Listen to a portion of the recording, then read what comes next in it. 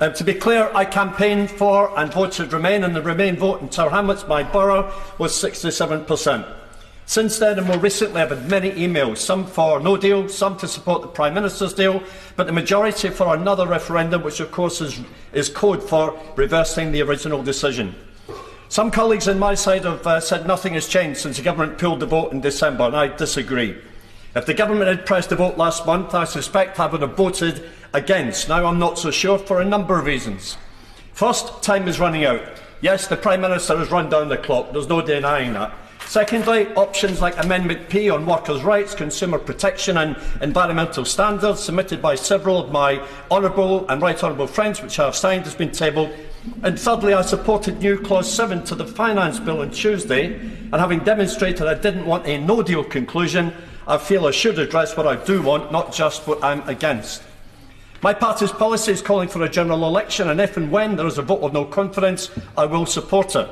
But our first problem will be drafting a united manifesto. Secondly, we need to delay Article 50 and restart negotiations. This could mean months or years in Brussels, followed by what? Another referendum, perhaps. The amount of time, energy and money we've already spent on Brexit would be and could be duplicated. What has happened this week, Mr Speaker, outside on College Green and inside this chamber on Wednesday on points of order, show just how toxic this issue is, and it has to end. We need to make a decision. We need to move the country on and to move forward. The impact of the doldrums and the uncertainty is undermining business and the economy. Many colleagues have quoted dire forecasts if we follow one course or another. Doing nothing could be just as bad. I've had real disagreements on this at home with family, friends, members of my party and constituents. Labour's 6 tests were useful as a challenge, but they, like Gordon Brown's 5 tests for the euro, were never meant to be met in my view. Those judgments are fully subjective.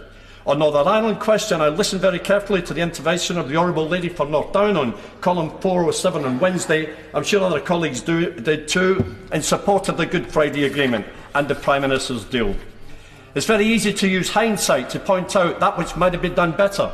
After the referendum, and especially post the 2017 general election, the government might have detoxified some of this issue if it had constructed a cross-party approach on negotiations.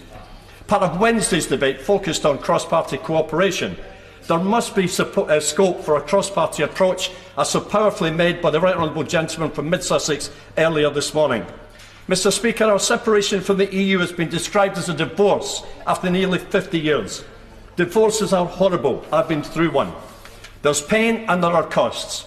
The playground politics of those who thought and think this was going to be easy and pain-free, as the Father of the House described on Wednesday, are deluded.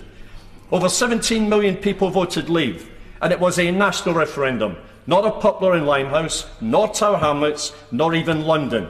The Labour manifesto in 2017, which my constituents voted for, said we respect the outcome of the referendum. The Leader of the Opposition yesterday repeated Labour would negotiate a better Brexit deal, but we would be leaving. In conclusion, colleagues may have discerned from my comments, I'm talking myself into supporting the Prime Minister's deal next Tuesday, against no deal and against further delay. I'm not quite there yet, but I'm not far away. It seems the House isn't yet there at all. But at some point, we need to recognise the danger of no deal is still there, and the only real alternative on the table is the Prime Minister's deal.